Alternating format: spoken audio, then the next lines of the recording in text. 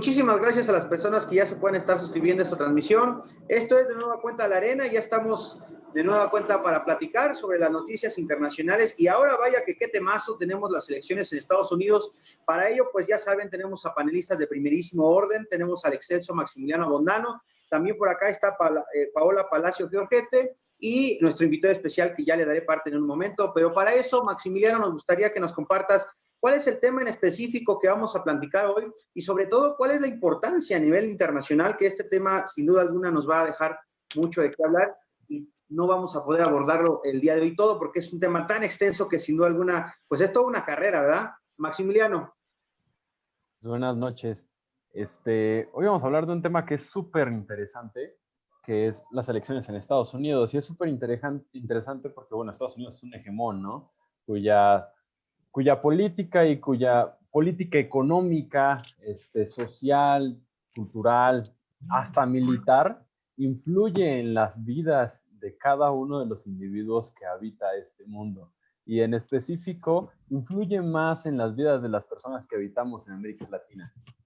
Entonces, es un tema súper interesante. Vamos a intentar tocar cuál es el sistema de partidos que tiene, el modo de elección, perdón, y en específico a mí me gustaría ver o analizar cuáles son las políticas concretas que están llevando a cabo estos actores, ¿no? O que pretenden llevar a cabo. Y si realmente existía una alternancia o algún cambio radical entre si ganaba Trump o si gana Biden. Pero adelante. De hecho, muchísimas gracias, Max, por el resumen de lo que hoy vamos a plantear. Para ello tenemos al invitado especial, Alejandro Medrano, usted ya lo conoce, miembro de la Coordinación de Educación.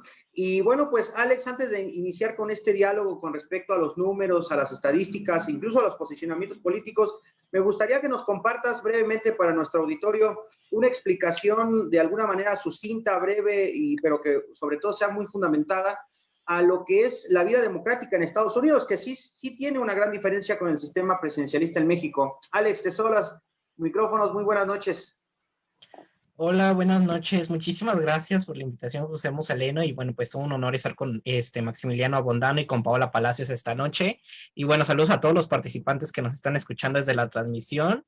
Bueno, pues como lo ha hecho José Manuel Musaleno, voy a tratar de explicarles un poco cómo es el sistema político en Estados Unidos. Bueno, primero creo que es necesario recordar que en Estados Unidos es un país de una familia anglosajona con tendencias que, bueno, vienen desde Europa, pero hace muy particularmente su sistema político. Hay que recordar que Estados Unidos también es el primer país que llega al federalismo y del cual varios países intentan copiar esa tendencia.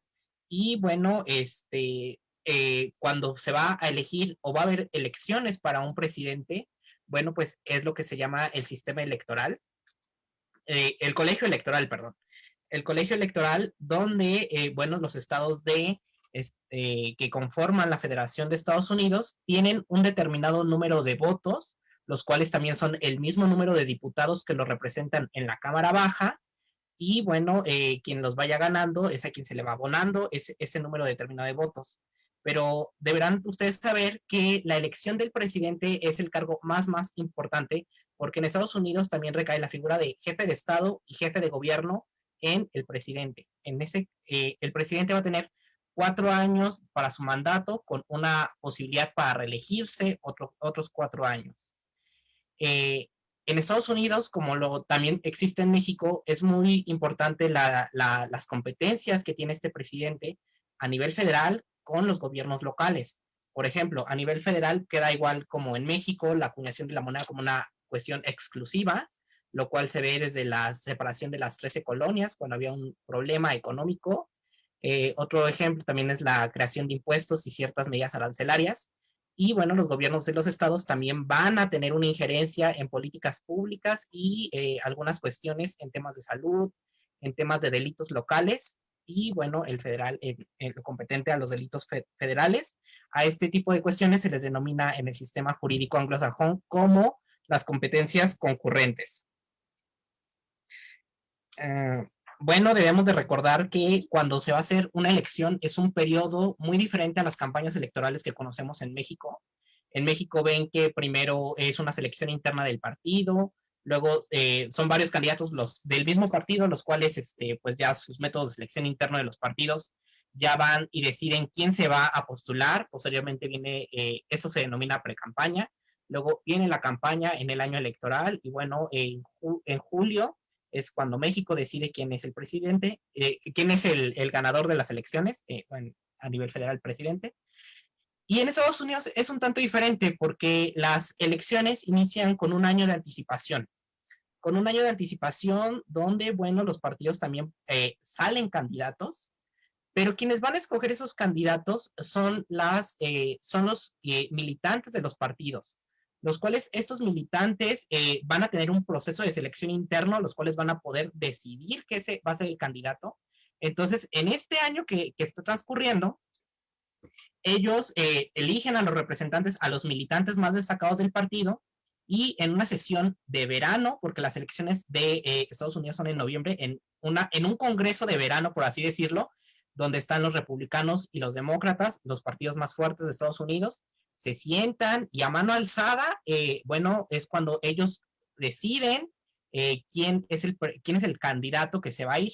Pero pues generalmente pues siempre existe la tendencia, ¿no? Como lo hemos visto como Biden, Trump, Hillary Clinton. Entonces siempre hay como un candidato, pero esto es como para darle legitimidad desde su partido.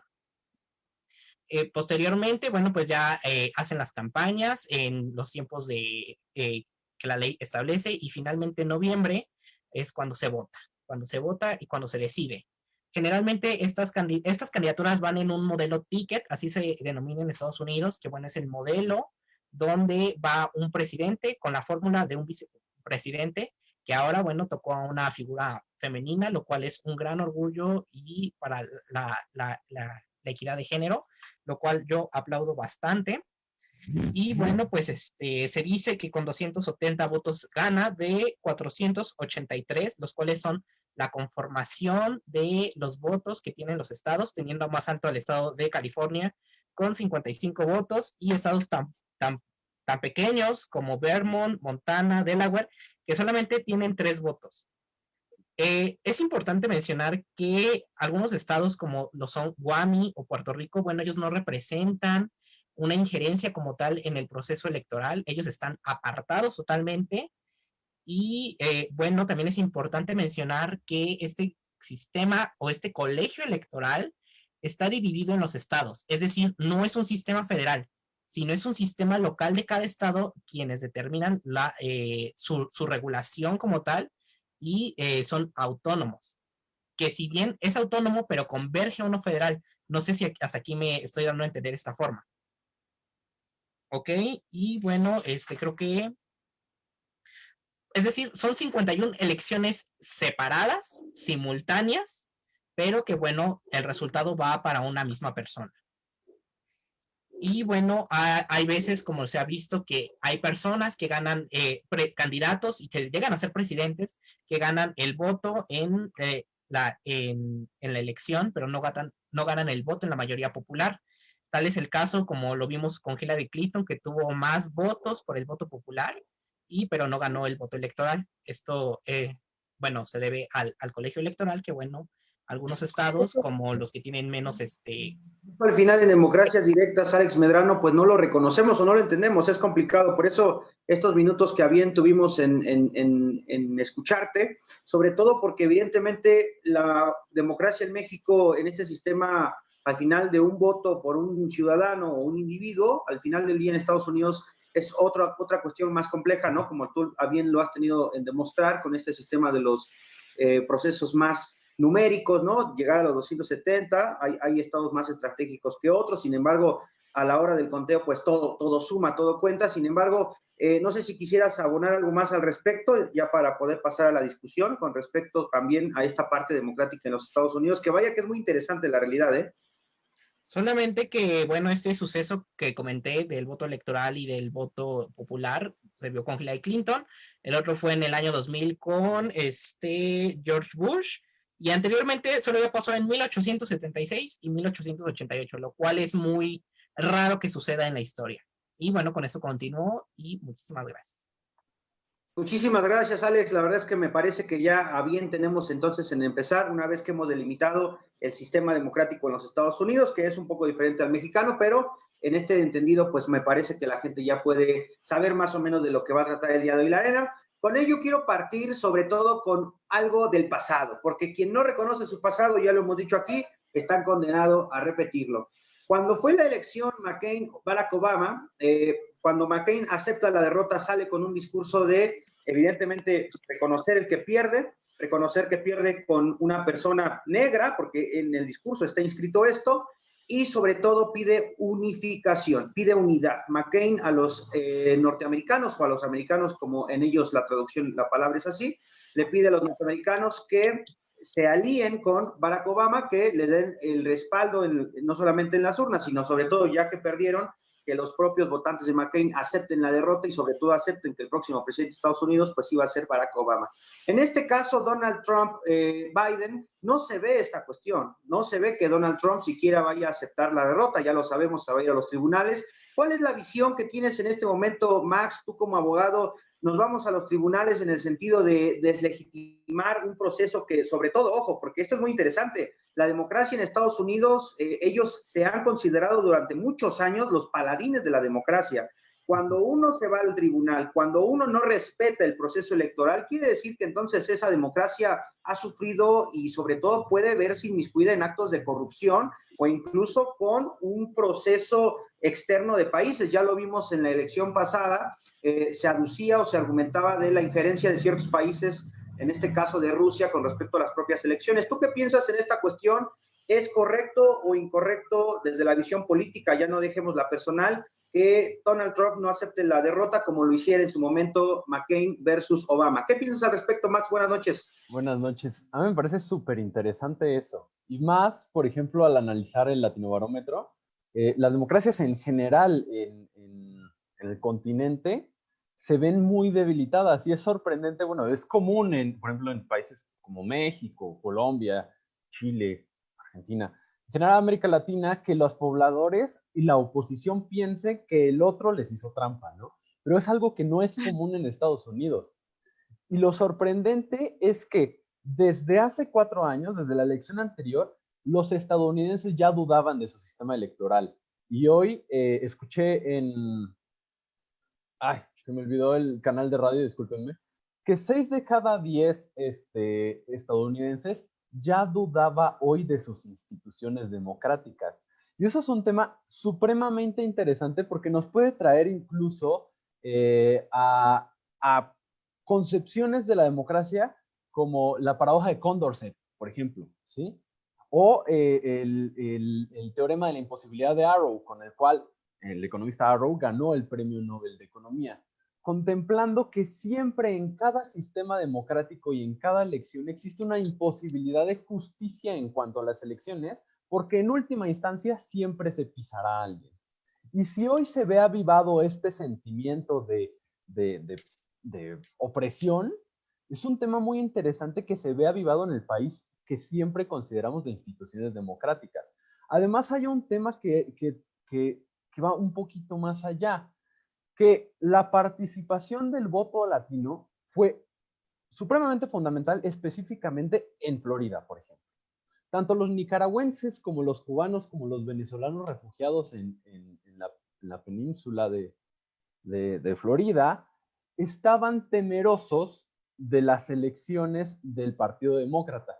Y con esto no quiero decir nada más que Biden fuera un socialista. A mí me parece, bueno, que Biden es un tipo de izquierdas, no creo que lo pueda clasificar como socialista, aunque, por ejemplo, el Premio Nobel de Economía Hayek, en Camino de Servidumbre, sí su sistema lo clasificó como socialista. Lo personal no. Pero yo sí puedo clasificar como socialista a alguien como Bernie Sanders, que estuvo compitiendo por la candidatura del Partido Demócrata. Y además, que tiene una figura del Partido Demócrata tan importante y tan interesante como Alexandria Ocasio-Cortez, que es una de las líderes de los socialistas democráticos de América, que además parece pues, una paradoja, socialista-democracia, pues si el mismo sistema marxista propone la dictadura del proletariado. Pero bueno, eso es otro tema. Eso avivó el temor de la oposición en cuanto a que Estados Unidos pudiera estar girando hacia la izquierda, que es también un tema de importancia porque la imposición de políticas públicas, de leyes y de redistribución de la riqueza se impone no nada más a los votantes de Joe Biden, se impone a todos los votantes estén o no de acuerdo, lo que puede traer aún más polarización en el sistema democrático estadounidense. Estoy completamente de acuerdo contigo. De hecho, ya lo decías tú, una conjunción democracia-socialismo como que no se comprende. La socialdemocracia, podríamos decirlo, que fue justo lo que atacaba Hayek al llamarlos neoliberales, ¿no? Fue Hayek quien también acuña el término neoliberal en este sentido, pero bueno, ya después lo podríamos defender con Alexander Rostov, el alemán, que también utilizaba el término neoliberal, que hoy el término neoliberal es para explicarlo todo, pero no se entiende sobre todo en esta expresión de ataque a los liberales clásicos, eso es real. Paola, buenas noches. En este sentido que bien ya plantea Maximiliano, me parece asombroso cómo la idea de la corriente roja, la corriente comunista, sigue hoy permeando a nivel internacional, ¿eh? La idea de la intervención de Rusia no es cosa menor, porque obviamente Rusia sigue teniendo un sistema al final comunista, ¿no? China propiamente tiene un partido comunista, si bien ya su eje económico es el capitalismo, esta fuerza estatal que tiene maniatada el sistema político, pues ya decimos en Rusia, en China, Corea del Norte, etcétera, pues sigue permeando en la cuestión de la antidemocracia, ¿no? Todos estos países no son democráticos, son completamente antidemocráticos, y este temor porque el primer país paladín, primeramente la democracia y segundamente la justicia, pueda verse inmiscuido en este tipo de cuestiones de la socialdemocracia, pegándole al socialismo y posterior al comunismo, pues como bien lo decía Maximiliano, tuvo un eco profundo en aquellos habitantes del estado de Florida, en el caso que votaron por Donald Trump. Eso fue real, ¿no? Florida le debe el gane a Trump, sobre todo por esta comunidad hispana. Pero ¿tú cómo ves esta visión del odio que se tiene con respecto a estas ideas comunistas? Yo no estoy diciendo que sean execrables, ni mucho menos. Me parece bien fundadas con lo que estamos viendo en América Latina, en el caso de Bolivia, en el caso de Venezuela, en el caso de la Argentina, que de hecho están regresando a este tipo de posicionamientos del bien común, del estado de bienestar, no paternalista, pero sí del bienestar social. ¿Qué pensarías tú con respecto a esta polarización? Porque, ojo, en la historia de las democracias, ya pasó con México en la elección pasada, está pasando en Estados Unidos con esta elección que ocurrió, que tuvo parte en estos días. Tuvimos un número extraordinario de votantes, eso es real. En México lo logramos con Andrés Manuel, en Estados Unidos se logró con Donald Trump y Biden, pero ¿qué está sucediendo? Hay más participación, pero también hay más dudas sobre la democracia. Entonces, es irónico que a mayor participación, mayor incertidumbre, ¿no te lo parece? ¿Cuál es tu perspectiva, Paola? Buenas noches. Gracias, Manuel. Pues sí, son muchos cabos que hay que ir hilando, pero bueno, pues definitivamente el tema que hoy nos atañe es muy, muy importante. Oiga, casi 8 días, todos los días yo creo que los ojos del mundo estuvieron presentes en estas elecciones, siendo una de las más importantes en la historia de Estados Unidos. Y tú lo mencionabas, una confrontación totalmente opuesta en lo que representa Trump y lo que representa Biden. Y yo creo que lo que sucedió en Florida fue mucho o tiene que ver directamente en la forma de cómo se llevaron a cabo campañas, desde Biden en la postura que él tomó y Trump donde él decía esto, ¿no? O sea, el miedo que él estuvo usando en las campañas de decir, con Biden no, porque esto es socialismo, y se vio muy presente en cuestiones de Florida. Y yo creo que también estaría interesante que tocáramos las propuestas que ellos estuvieron, pues si bien apostando en las campañas, que yo creo que Trump no hizo un mal trabajo. Respecto a, creo que el COVID sí marcó mucho los resultados que hoy somos testigos, referente a los grandes meetings y Joe Biden apostando un poco quizás a la cautela. Y yo creo que ahí a Trump le falló un poco el liderazgo, que ojo, no estoy diciendo que no sea un líder, porque claro que sí, los votos lo marcan, incluso que tuvo más que en la elección pasada. Sin embargo, bueno, ahora veíamos, ahora sí que cada hora cómo iba cambiando el mapa entre rojo y azul, y pues también está muy interesante la manera en que emitieron el voto. Estuvo muy bien que Alejandro nos estuviera ayudando un poco compartiendo esta parte del sistema electoral en Estados Unidos, que la verdad, si bien es cierto, no todos estamos tan familiarizados y poder entender de por qué estos estados bisagra pues le daban el triunfo o el gane a ciertos y estuvimos ahí esperando ansiosos cuáles eran los resultados. Pongo 3 temas sobre la mesa, muy genéricos, muy ambiguos, y me gustaría que ustedes los agarraran a como consideraran. El primero, los estados costa son democráticos, los del centro son conservadores, ¿no? Vamos a decirlo así, republicanos. Esa es la primera cuestión que les quiero proponer. La segunda cuestión que les quiero proponer justamente son las iniciativas o estas pugnas, ¿no? Por la política que siempre se ha dicho que son al final palabra muerta, ¿no?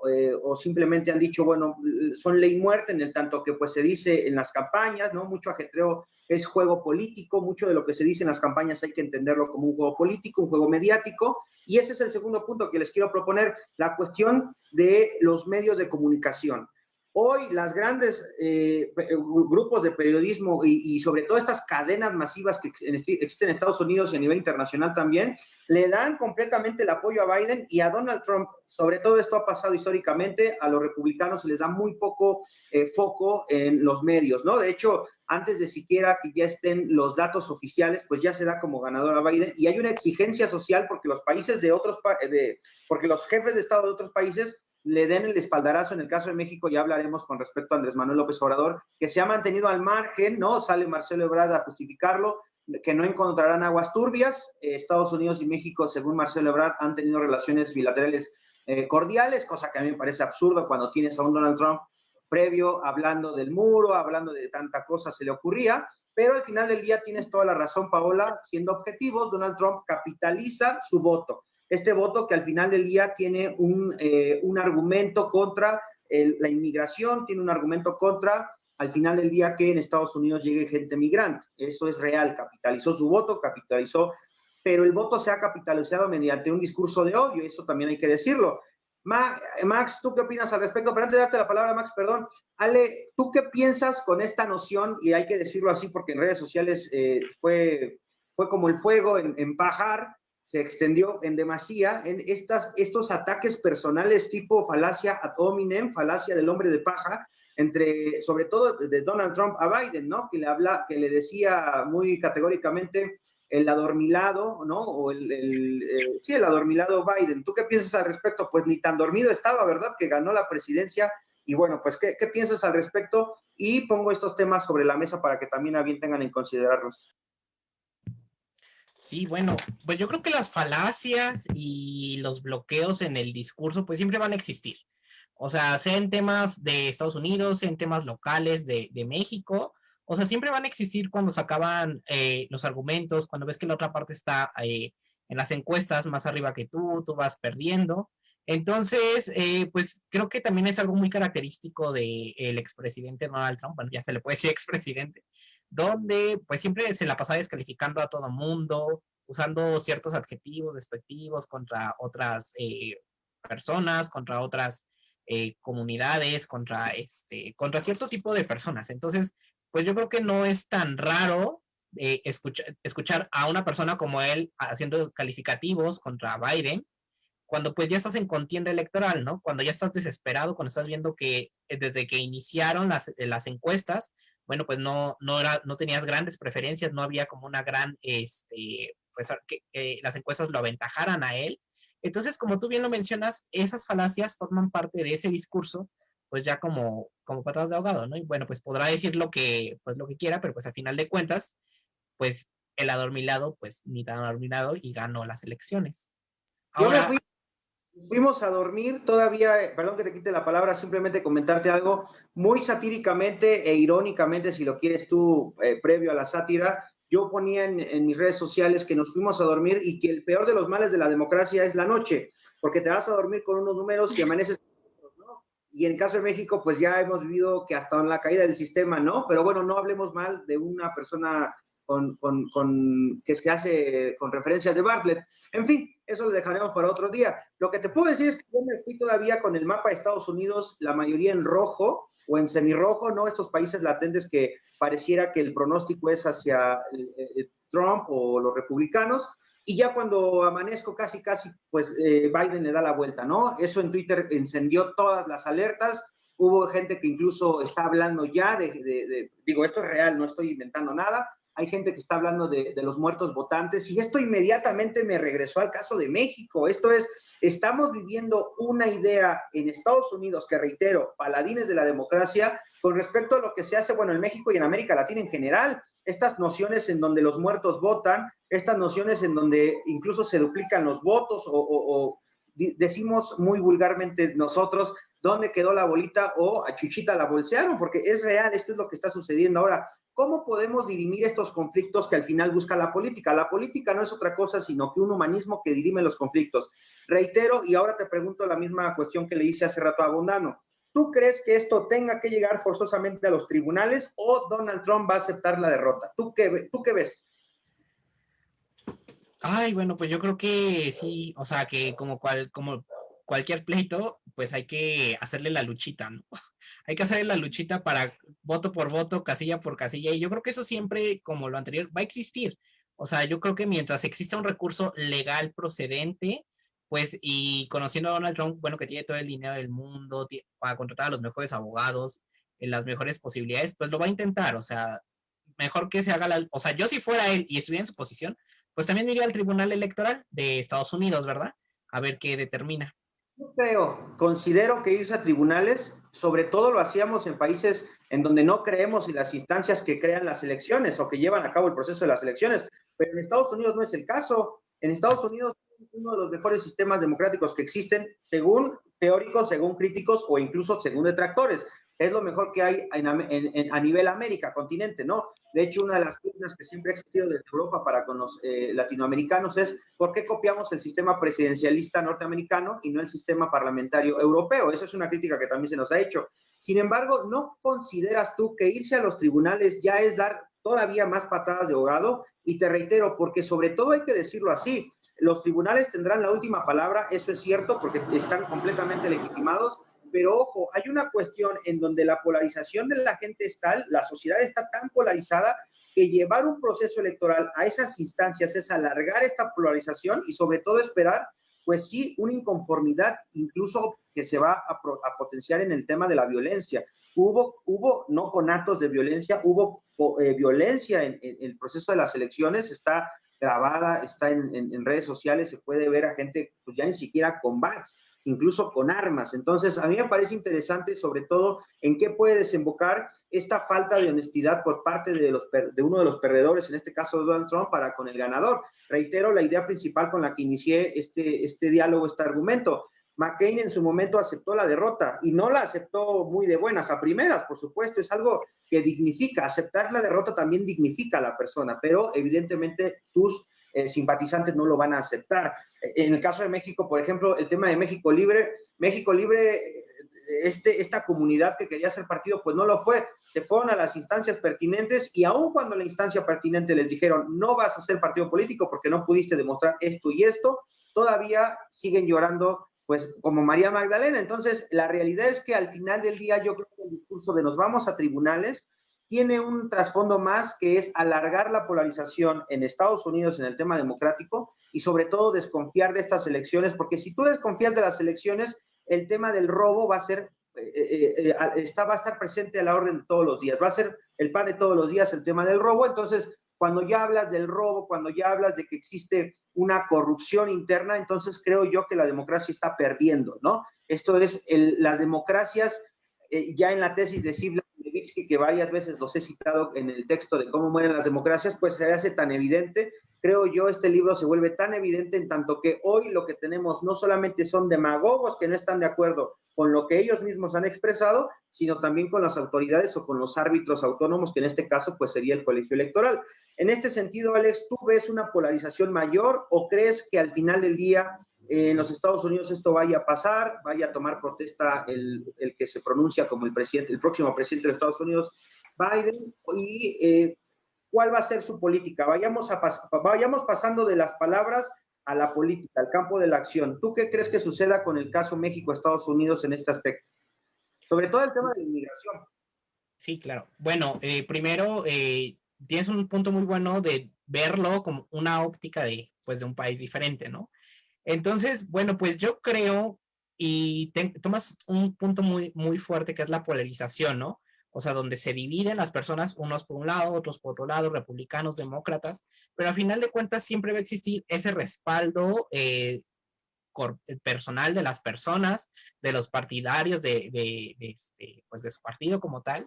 Entonces, yo creo que con ese respaldo y con ese deseo, porque tú no solo estás representando tus intereses como candidato o como expresidente, tú estás representando también a todo un partido, a toda una estructura.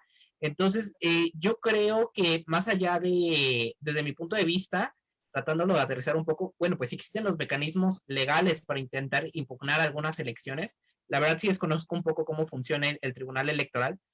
Pues yo creo que si existe la vía legal, pues por algo está escrito, ¿no? O sea, no es para desconfiar de las instituciones, sino es un procedimiento que te da certeza y seguridad jurídica para legitimar una decisión de un órgano encargado de la creación de las elecciones. Entonces, yo creo que el recurso es una opción. El recurso es una opción y, bueno, para legitimar la decisión del voto, por así decirlo.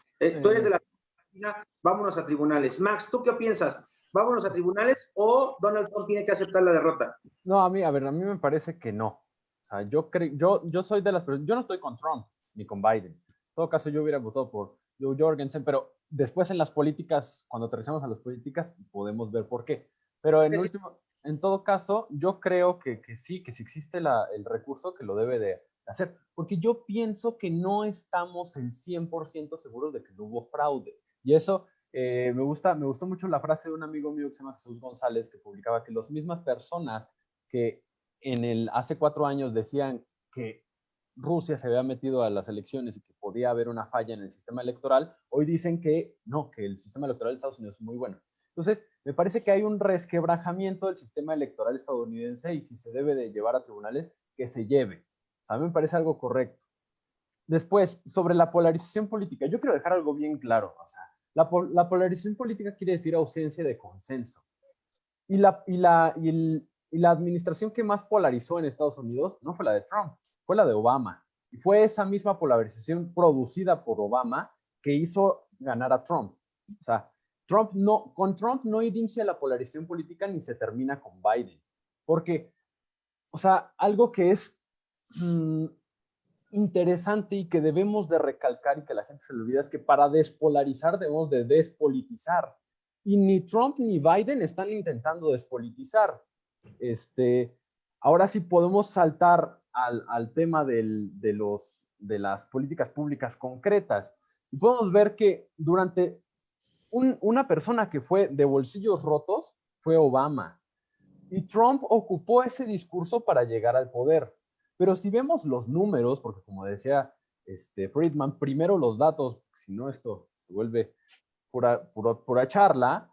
A ver, la deuda pública en el segundo trimestre de este año en Estados Unidos asciende a 26,4 billones de dólares, lo que equivale al 135% del PIB de Estados Unidos. Para que se hagan una idea, cuando cualquier persona aprende sobre inversiones, le dicen que si va a invertir en un país en específico con deuda pública, la deuda pública no debe bajar del 70%. Esto pasa al 135%. Cuando llegó Trump a la presidencia, la deuda no llegaba a los 20 billones y hubo un incremento del 6,5 puntos, 6,5 billones. Obama tuvo una media anual del 1,15 billones de dólares en endeudamiento, mientras Trump tuvo una media anual del 1,85 billones. O sea, lo que quiere decir que ambos contendientes, no, el contendiente, si hacemos un comparativo entre la presidencia republicana de Trump y la anterior, no hubo una disminución de deuda pública. Ahora veamos el futuro. Gana Biden. Esta deuda pública no está dentro de sus focos de atención. Ninguno de los dos candidatos estaba concentrado en disminuir la deuda pública. Y esto no quiere decir que existe un gran riesgo impresionante e imparable de que Estados Unidos caiga en una quiebra. Pero la cosa es que las quiebras financieras y las crisis de deuda no se pueden prevenir. Y eso es algo que muchos economistas no entienden. Tanto los austriacos como los post-keynesianos hablan de la incertidumbre radical. Y en esto, por ejemplo, el Fondo Monetario Internacional y uno de sus asesores, que se llama Prakash Nungani, hizo un estudio en donde muestra cómo de 150 crisis solo se pudieron predecir 2. O sea, hubo un récord de 148 crisis sin predecir, porque es imposible predecir el comportamiento de los inversionistas en deuda pública, que en algún momento empiezan a ver la crisis de deuda que empieza a tener Estados Unidos y que solo puede estar sustentándola con más emisión de deuda. Eso es un tema que ninguno de los dos candidatos está poniendo en foco. Oye, en este sentido, y no te quito la palabra, más bien quisiera preguntarte algo al respecto de la economía. ¿Tú cómo ves a Donald Trump? ¿Es proteccionista en lo económico o de mercados abiertos? Porque estaba escuchando en las mañanas y durante estos días el tema económico en Estados Unidos y cómo al final la política de choque contra China, al final con el primero en disputa a nivel comercial, pues es impresionante. Al final, en China, pues tienen un superávit y en Estados Unidos tienen un déficit en cuenta corriente, como ya bien lo dices tú. ¿Cuál es tu noción, Donald Trump? ¿Era proteccionista en el tema, por ejemplo, en México, con los aranceles que a México se le impusieron? Y también me gustaría hablar del tema económico con respecto al hoy, pues ya previo Telecán, hoy Temec. ¿Cómo ves tú el Temec en el caso de Biden? ¿Va a estar bien, va a estar mal? ¿Viene a ratificarlo? ¿Viene a descomponer algunas cuestiones? ¿O viene a impulsar algo nuevo? Y por ahí nos pasamos después con Paola. Buenas. Sí, rápido. A mí me parece que Trump es un proteccionista. En todo caso, en economía lo clasificarían como un neomercantilista, que es lo que más se acerca a lo que el común de la gente que nunca ha leído sobre qué es realmente el neoliberalismo, le llamarían neoliberalismo. Trump es un neomercantilista. Dime. Proteccionista, ¿no? Que es neomercantil, ajá. Al anterior, que se pensaba que era de cerremos fronteras, ¿no? Ahora el nuevo neoproteccionismo es no cerremos fronteras tal cual, propongamos exportaciones de mejor y mayor calidad e importemos menos, ¿no? Al final del día eso te crea un superávit en cuenta corriente, pero ya después lo podremos analizar. Tú dices que es proteccionista al final del día o neoproteccionista, me gusta esta noción. Neomercantilista. Trump es un proteccionista que aplica políticas neomercantilistas. Y estas expresiones de política pública, ¿cómo las pudieras ver tú? ¿Era que para captar a su voto duro al final del día que lo hizo? Digo, lo mantuvo, los números están ahí, pero ¿cómo fue que no captó el otro voto, el voto que no lo tenía duro? ¿Cómo fue? Porque el discurso que tiene Trump es muy radical. Y aunque solo se quede en el discurso, porque no podemos olvidar que Trump fue nominado para el Premio Nobel de la Paz, curiosamente, porque una cosa es su discurso y otra cosa es lo que hace. O sea, si vemos, por ejemplo, la intervención militar, Obama tuvo 7 intervenciones militares durante su mandato, Trump no tuvo ninguna. Trump fue de una de las administraciones que menos extraditó, o sea, perdón, sacó inmigrantes del país. Y además, si dicen de las famosas jaulas, oiga, sí, Trump metía a la gente en esas jaulas, pero quien las construyó fue Obama. Obama es el gran verdugo de toda la gente que va al final allá. Obama ha deportado más gente que, en verdad, presidentes que uno pensaría radicales o contrarios al tema de la inmigración. Estamos de acuerdo al final también que Donald Trump se lavó ciertamente las manos con el tema del muro, imponiéndole a México y a Andrés Manuel, y esto está dicho con el tema de la Guardia Nacional. Se crea la Guardia Nacional e inmediatamente se manda al sur de las fronteras con México, en este caso Guatemala, o sea, ahí se retiene y entonces Donald Trump se lava un poco las manos con el tema del muro, porque claro, la del muro la hacíamos nosotros, ¿no? Cosa irónica completamente, me parece mordaz esta crítica, que como el mexicano se queja de que nos van a poner un muro al norte, pero nosotros voluntariamente ponemos uno al sur. Pau, ¿qué te parecen estas cosas? De paso, si gustas, al tema de las políticas que van a implementar o que se están elucubrando en este sentido, ¿cómo nos puede caer estas decisiones de Biden con respecto a la inmigración? También con respecto, por ejemplo, a este nuevo sistema contra las deportaciones, ¿no? México nunca aceptó ser un tercer país para las cuestiones de regresar o de deportar a guatemaltecos, hondureños, en fin, a toda la gente, nuestra gente de Centroamérica. ¿Cómo lo ves? ¿México tiene una fuerte injerencia en la política de Donald Trump o tenía una fuerte injerencia al final de subordinación? Y esto hay que decirlo, pero con Biden, ¿cómo lo ves? Porque la persona más cercana del gobierno de la 4T es Marcelo Ebrard. Esto hay que decirlo. De hecho, forma parte o conoce al grupo de California, un grupo muy fuerte. De hecho, ¿de dónde gana la elección Biden? De la recaudación de California. Eso hay que decirlo, ¿eh? California, como bien lo decía Alex Medrano, no solamente por los números del voto electoral que le da, sino también por el tema económico. Recordemos cómo es la financiación de las campañas electorales en Estados Unidos. Mucho viene de la cuestión privada y no de las arcas del Estado. ¿Tú cómo ves esto, Paola?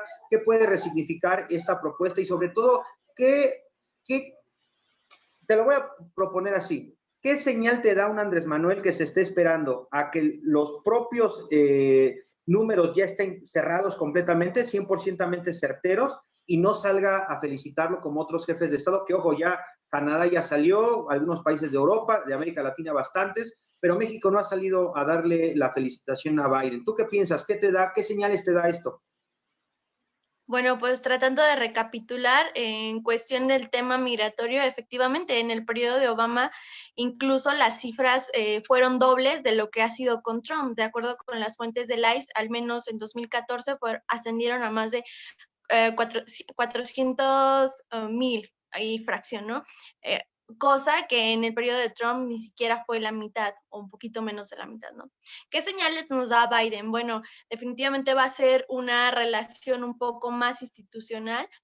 Y bueno, lo que sucede en México respecto al tan sonado, la felicitación o no de AMLO, justificada por Marcelo Ebrard, bueno, cabe destacar que el felicitar o no es un acto unilateral que decide un Estado hacerlo o no hacerlo. En este caso, yo creo que tengo mis dudas si es bueno o malo, pero sí reconozco el por qué ellos deciden esperarse.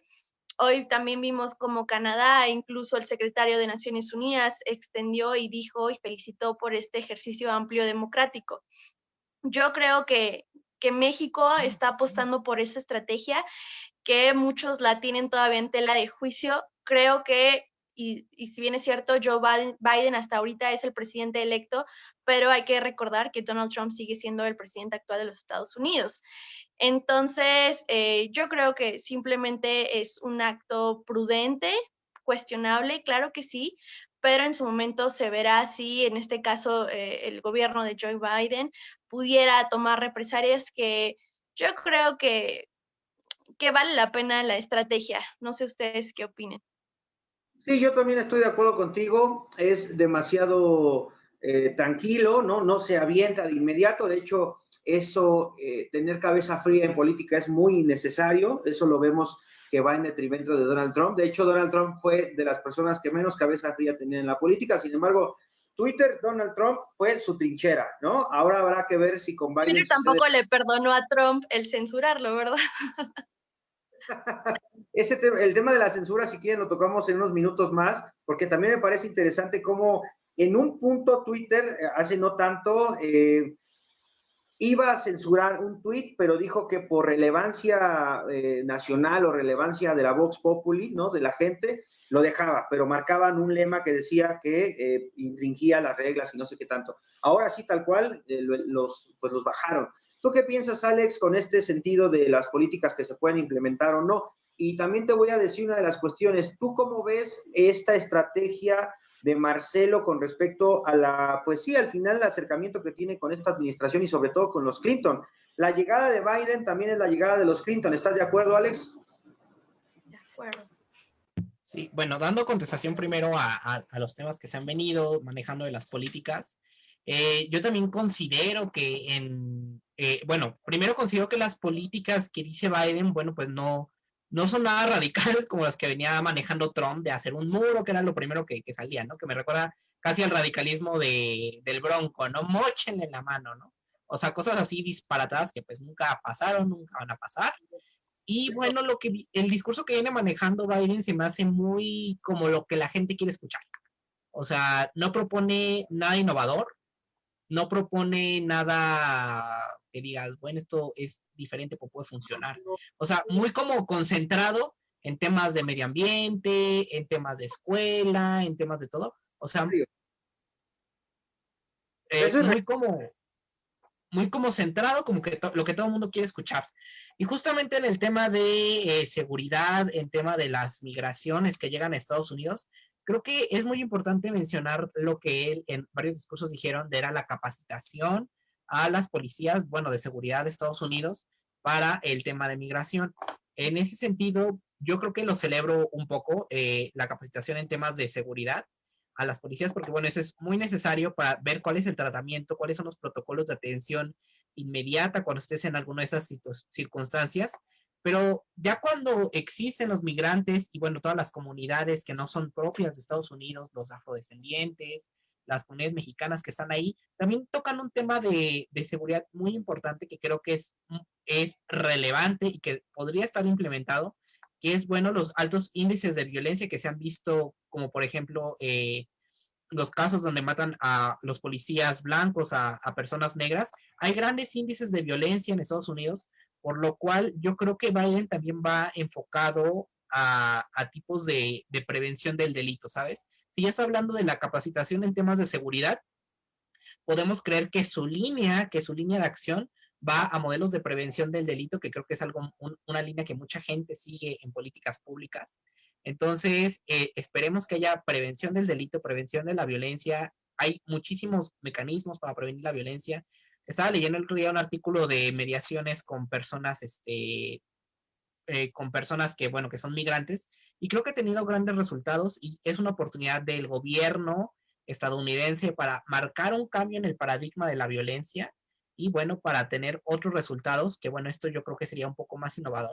Pero, bueno, a final de cuentas, es una campaña y como lo han dicho antes, lo que se dice a lo que se hace, lo que la gente quiere escuchar y lo que realmente va a pasar. Entonces, pues yo creo que este es un gurú de lo que podría pasar en temas de seguridad, en temas de prevención del delito con personas de diferentes lugares de procedencia, que sería muy bueno. Y me podría repetir la segunda pregunta, José Manuel. Ahora mismo se me olvidó, perdón, pero ahora que estabas planteando estas políticas públicas, tienes toda la razón. En algún momento, no recuerdo en qué sesión, citaba yo que la arena pública y sobre todo la política es dispareja, ¿no? En esta idea de pesos y contrapesos, parecería ser que en toda democracia existen equilibrios completos, cosa que no es así. De hecho, ya digo yo que cuando se crean estos equilibrios, al final del día aparecen más coaliciones para un bien último, pues, retrógrado o de alguna manera que no dignifica el tema de la democracia en sí mismo. En este sentido, ¿qué dificultades va a haber desde el poder legislativo con respecto al presidente? Max, ¿tú cómo lo ves? Porque al final la Cámara queda muy proporcional. Digo, al final, al no haber demasiados votos para uno, si no hay un equilibrio y la victoria al final no fue por tantos votos reales, los equilibrios dentro de las cámaras quedan 50-50, ¿no? ¿Tú cómo vas a ver ahí el tema de las coaliciones? ¿Se podrá, cosa extraña, por supuesto, en un sistema de partidos dual, donde nada más hay demócratas y republicanos? ¿Tú cómo lo ves ahí? ¿Cómo se ve inscrita esta cuestión? ¿Hay que buscar consensos? ¿Eso va a costar mucho trabajo en la política estadounidense? Yo creo que en el discurso como tal va a ser difícil encontrar consensos.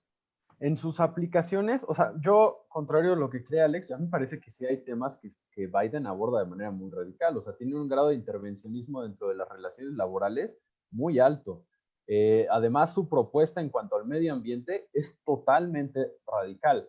Digo, yo soy un defensor del medio ambiente, pero siempre a mí la intervención del Estado en los particulares es algo que me preocupa.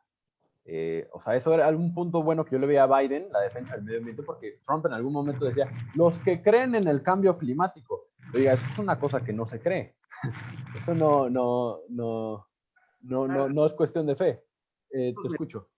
No lo crees, porque al final del día, si tú a 15 años estás proponiendo cerrar ciertas minerías, estás pensando en cerrar estas producciones de recursos no renovables para cambiarlas por renovables, yo te preguntaría qué va a pasar con los empleos, qué va a pasar con estas personas que trabajan de ahí. O sea, yo no digo que sea una misión por el medio ambiente y cubrir los objetivos de desarrollo sostenible de la Agenda 2030 de la ONU, me parece muy digno pensarlo, pero la realidad es que ni te van a cumplir los objetivos ODS de la Agenda 2030 y va a pasar como la Agenda del Milenio y lo único que vas a tener es pues mucha gente desempleada. Entonces, yo primero velaría por los empleos. Al final del día, si tú eres un político que quiere captar voto, al final lo primero que la gente quiere es ver en su bolsillo que le alcance para otras cuestiones. Eso es lo real. En el caso de México, si la persona tiene para comprar la canasta básica, va a sentirse cómodo para votar nuevamente por X o por Y persona. Si eso no sucede, pues evidentemente lo va a castigar como hubo el voto de castigo con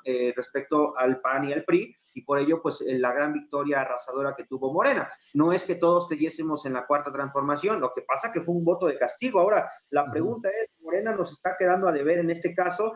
Yo creo que Andrés Manuel se pone desde la posición de inteligencia política a nivel internacional, puede revertir estos malos datos que sobre todo, ojo, a Donald Trump le jugaron chueco los números del COVID-19, del SARS-CoV-2, eso fue una cuestión muy interesante. El que le diese al mismo el virus también fue una sonada para las personas que no creían en el virus, que el presidente de Estados Unidos no utilizara la mascarilla, la careta o el cubrebocas, como usted le quiera decir, y que le dé, fue también una desazonada para lo que él creía, ¿no? Entonces, Andrés Manuel yo creo que está en la posición, está en el ruedo de tomar la batuta y poder marcar con John Biden una nueva política, claro, no completamente nueva, pero al final una nueva estructura de respeto bilateral, pero que sea realmente de respeto, que claro, que por el teléfono rojo a México se le siga desprestigiando, pues eso va a suceder, pero por el teléfono rojo, ya no en la esfera de lo público, porque Donald Trump fue pasar esa esfera de lo privado, del teléfono rojo de presidente a presidente, a volverlo público, y entonces evidentemente pues los mexicanos tenemos nada para con el pueblo amigo de los Estados Unidos. Entonces, pero yo estoy no sé si querías... como para terminar la idea, o sea, sí, yo soy un defensor del medio ambiente, me preocupa la intervención estatal, yo realmente creo en la sociedad civil, creo en el mercado, creo en la posibilidad de agentes individuales que hacen cambio. Te voy a nombrar muchos, o sea, te puedo nombrar muchos, personas como los de la Fundación de Pulmón Urbano, personas como los de Beyond Meat, personas como los de Enfas Energy. Hay muchas asociaciones cuyo principal opositor es el mismo Estado. Por ejemplo, Pulmón Urbano acaba de presentar un amparo frente al gobierno de Mexicali, porque el gobierno de Mexicali no hace caso ante la alta contaminación del aire. En San Juan del Río, Querétaro, la contaminación del aire es altísima y es un tema que no les importa a los políticos porque es un tema de votos más que de salud pública. A mí me parece que uno de los principales obstáculos para mejorar el medio ambiente es el Estado. Pero como para terminar con todas las ideas que teníamos, el tema de la censura, a mí me parece que es un tema muy, muy preocupante, que es una bola de nieve que en algún momento será muy difícil de parar, porque no nada más censuraron a Donald Trump, por ejemplo, censuraron a personajes que no tienen que ver con la política en Estados Unidos, como Agustín Laje, que le eliminaron todos sus tweets y todas sus publicaciones relacionadas a las elecciones en Estados Unidos. Y es un tema preocupante. ¿Por qué? Porque están existiendo nexos entre los grupos que presentan la información y el Estado. Y en el momento en el que se crean esos nexos, la información que se presenta no es la información veraz, es la información que tiene relación con lo que el Estado prefiere que se presente. Y eso es algo muy preocupante. Esto es una bola de nieve que está poniendo en peligro la libertad económica de los individuos, la libertad de expresión, la libertad de tránsito, las libertades religiosas. Entonces, esto es algo realmente preocupante. Me parece muy cierto lo que acabas de plantear. Ni siquiera el hombre más poderoso del mundo, el presidente de los Estados Unidos de Norteamérica, puede no ser censurado de Twitter, ¿eh? Eso me parece asombroso, ¿eh? Pero asombroso a mal, porque quiere decir que ¿qué nos puede pasar a los simples mortales por ser una palabra, bueno, por publicar una palabra que a consideración de estas personas inciten al discurso de odio, que a mí me parece que hay que tomarlo con pinzas, el discurso de odio existe, eso ya existe, claro que está ahí, pero de un chascarrillo, de incluso una ironía, de una sátira, pues no puedes hacer un discurso de odio. Al final la sátira sirve para todo lo contrario, sirve para evidenciar discursos de odio de políticos haciéndolo sátira. Pero si a una persona, a un periodista, a un crítico, a un cronista o quien sea parte de la esfera critica y simplemente se les censura porque parece ser que eso que dice es una incitación al odio, creo que estamos en un gravísimo error en cuanto a las libertades individuales en negativo. Ya no diga usted en positivo. No, ¿tú qué piensas al respecto con esta censura que existe? Esto es real, esto es latente. o incluso es como si ahora mismo nos censuraran a nosotros, ¿no? Por hablar de 2, 3 cuestiones y llegase algo y aquí se nos fuera el audio o algo así. Me parece poco digno, ¿no? De sobre todo en el siglo XXI. Sí, yo creo que la verdad sí es un poco digno y más que nada, bueno, yo creo que siempre hemos sido privilegiados hasta este momento de poder, yo siempre lo he dicho, experimentar la libertad de expresión. Tristemente México es de los países, pues sí, de los países más inseguros para ejercer el periodismo, pero lo que tú decías, Manuel, a mí también me impresionó muchísimo cómo todos esta cadena, que son impresionantes en Estados Unidos, decidieron sacarlo del aire. Yo creo que con su debido derecho, claro que sí, pero es delicado, ¿no? Y yo creo que quizás hablando informalmente lo hicieron pensando en que pues definitivamente Donald Trump dejaría de ser el presidente de los Estados Unidos, pero hasta ese momento lo era. Es preocupante. Por otro lado, creo que tratando de recapitular y hacer un poquito de conclusión, me regreso un poco a lo que estaba platicando Max. Hoy en día yo veía una frase que decía, cada elección también es un voto hacia la acción climática y bien o mal, Biden dijo que al día que él regresara, bueno, más bien que asumiera la presidencia, él regresaría al Acuerdo de París. ¿No? Esto me parece bastante importante. O que ya hablaba de diferentes propuestas de política pública e incluso ya con datos duros de cuántos billones estaría haciendo para que en el 2050 ya las energías fueran 100% limpias, ¿no? Por ejemplo, cosas así que tú decías, qué padre, ojalá que se cumpla la Agenda 2030 y estos tan aclamados objetivos. Sin embargo, yo creo que los ojos del mundo están expectantes. También no creo que Joe Biden era la mejor opción, sin embargo, creo que teniendo a estos dos grandes personajes, Joe Biden dijo a Alejandro lo que el pueblo quería escuchar, esta nueva ola de esperanza de alguna manera, que no creo que sea tan innovadora, pero también cabe destacar que hoy en día tenemos la primera vicepresidenta, ¿no? Kamala Harris, y en su discurso creo que también fue bastante bueno el aclamar y dijo varias cosas claves, ¿no? Ella dijo, bueno, soy la primera, pero espero no ser la última, cosas como esta, ¿no? Y eso también es bastante relevante, una buena señal también para los lugares que las mujeres puedan ocupar en el futuro. Por supuesto, eso se aplaude en demasía y la verdad es que eso es positivo para la democracia, que las mujeres ya se encuentren en posicionamientos estratégicos de verdaderamente toma de decisiones, no en estos secretariados infinitos en donde pues de ahí no pasan, sino que ya estén realmente en la arena, en el ruedo. Eso me parece muy, muy, muy dignificante para, no solamente para los hombres y para las mujeres, dignificante para la humanidad en general. Estoy de acuerdo contigo en tus observaciones.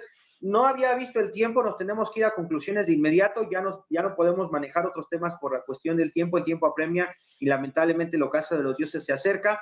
Max, me quedaría contigo para tus conclusiones, retomando las ideas un poco de Pau, ¿cómo cerraríamos? Yo cerraría de la siguiente manera, nada más rápido, como lo de que dice Pau. Sí, los Biden, como Trump, dijeron lo que sus votantes querían escuchar. No podemos olvidar que Biden es la persona que publicaba en Facebook y en Twitter, stay in line, ¿no? Manténganse en línea, porque la gente de a pie estaba preocupada por la reacción de los votantes del nuevo presidente. Esto quiere decir que sus votantes son impositivos. No podemos olvidar que la gente con los locales en el centro de Los Ángeles, por ejemplo, estaban poniendo barreras para que no les rompieran sus cosas. Y los votantes, la generalidad de las personas en Estados Unidos y también en América Latina son violentos, son impositivos y no aceptan uno. Y perdón, porque aunque a los liberales siempre nos dicen que somos fascistas y nunca han leído lo más mínimo de fascismo, eso es de fascistas. El fascismo es violento y eso es peligroso. Pero bueno, terminaré así. A ver, el debate que ellos tuvieron, los debates que tuvieron Trump y Biden, representan lo que los oyentes desean escuchar. Y el debate de los oyentes está cayendo en solo un panfleto, un folleto. Incluso aquí, el nivel es, ¿tú qué estás haciendo? Ya no se debaten las ideas, ¿no? O sea, se usan falacias ad hominem. Y eso es el debate que está imperando hoy. ¿Tú qué estás haciendo? Y denigrar los planteamientos filosóficos porque, qué ambigüedad. Y eso se vive en el discurso incluso aparentemente académico que se vive hoy. estamos construyendo una bola de nieve que es difícil parar. Le estamos entregando nuestras vidas a los déspotas de turno, de quienes tanto nos quejamos, y estamos encarrilándonos en el camino de servidumbre, como decía Hayek. Y si no buscamos suprimirla, y si no buscamos eliminar las ideas que pretenden suprimir la sacralidad del individuo, incrementando la participación del Estado en la vida de los particulares, estamos cayendo en un peligro. Porque encuentran al humano como un instrumento de procesos colectivos. Y yo no soy un medio para que otros me utilicen como tal. Yo soy un fin en sí mismo, como lo es cualquiera de mi prójimo. Y entonces, hoy, por último, estamos conmemorando la caída de un sistema tenebroso, ¿no? El muro de Berlín. Yo les pregunto, ¿queremos otro muro que derribar? Y les afirmo que es una tarea indeseable y muy difícil. Y no queremos vivirla. Te agradezco muchísimo tus conclusiones, Max. Me suscribo a cada una de ellas, me parecieron fenomenales, al igual que las de Paola. Y solamente recuerdo una noción que estaba escuchando en la mañana con el video del maestro Juan Ramón Rayo, que decía, demasiados países crean muros para no permitir que la gente entre. Solo los verdaderamente despóticos, solamente los verdaderamente violentos crean muros para no permitir que sus personas salgan, ¿no? ¿Por qué? Porque evidentemente cuando alguien quiere salir, pues es porque está preso. Entonces, no seamos presos de estas barreras de las que hoy seguramente vamos a estar encadenados. No en la visión tangible de un muro. Hoy el muro es ideológico, hoy el muro es en palabras, hoy el muro es en política, e incluso hoy el muro es de violencia simbólica, que lo estamos viendo ya con estos medios masivos de comunicación. Y bueno, pues yo me quedaría con esa conclusión de Max. Y Alejandro, te reitero nuevamente nuestros agradecimientos por estar con nosotros. Nos quedamos con tus conclusiones. Te agradezco. Vuelve cuando quieras. La arena es tu casa. Buenas noches. Buenas noches. Muchísimas gracias, Musaleno, por la invitación. Ya sabes que aquí estaremos para al pie del cañón. Y bueno, pues una de las grandes conclusiones con las que yo me quedaría, pues primero es denotar las grandes diferencias que existen entre los sistemas políticos, tanto mexicano como Estados Unidos, pero que a final de cuentas, aunque ambos países pertenecen a una familia jurídica diferente, siendo neorromanista México, sistema anglosajón como el lado de Estados Unidos, pues a final de cuentas, estas políticas tienen que converger para llegar a un bien común tanto en la sociedad mexicana como en la sociedad estadounidense. Entonces, yo creo que hay que llegar independientemente con cada gobierno, porque si bien nosotros como mexicanos, bueno, pues no tenemos una injerencia como tal, sino más bien estamos a expensas de lo que pasa en otros países para las relaciones políticas, diplomáticas, bueno, pues hay que buscar un bien común, tratar de sacar lo mejor de cada gobierno y tratar de construir un bien común, ¿no? Como lo he mencionado, las políticas en temas de seguridad con migrantes creo que va por buen camino, va por buen lado. Entonces también hay que ver desde la parte mexicana cómo podemos apoyar a este gran fenómeno que es la migración, no solo de mexicanos, sino de otros países, y coadyuvar en construir mejores soluciones por la vía pacífica, por la vía común. Y bueno, pues también los otros temas, ejes centrales que vienen en la administración de Biden, como es la educación, como es el medio ambiente, como ya lo han mencionado, y bueno, ver cómo el objetivo de ODS 17 formula alianzas para llegar a los objetivos desde nuestras trincheras. Y bueno, pues nada, que veamos cómo nos va con esta nueva administración y muchísimas gracias. Muchísimas gracias por haber estado con nosotros. Les agradezco sobre todo a usted que siguió la transmisión. Y antes de irnos, me gustaría platicarles una cuestión. Si a usted le gusta lo que escuchó, si a usted le gustaría participar en este tipo de conferencias, de argumentos, de diálogos, de conversatorios, de charlas, pues esta es su oportunidad. En próximos días, la Red Mundial de Jóvenes Políticos tendrá bien lanzar las convocatorias para sus distintas coordinaciones, cultura, educación, derechos humanos, seguridad, pueblos indígenas, en fin, ya las convocatorias estarán en los próximos días en la Red Mundial de Jóvenes Políticos, en los diversos medios de difusión, y pues nada, los esperamos por acá, esta es su casa, esperemos que se inscriban y puedan participar también con nosotros. Max, Pau, no me queda más que agradecerles, Alex, te agradezco demasiado, nos vemos en la próxima, muchísimas gracias, y pues pónganse para la foto rapidísimo, a la cuenta de 3, 1, 2, 3. Perfecto. Nos vemos. Buenas noches. Hasta entonces. Muchas gracias. Buenas noches. Ok.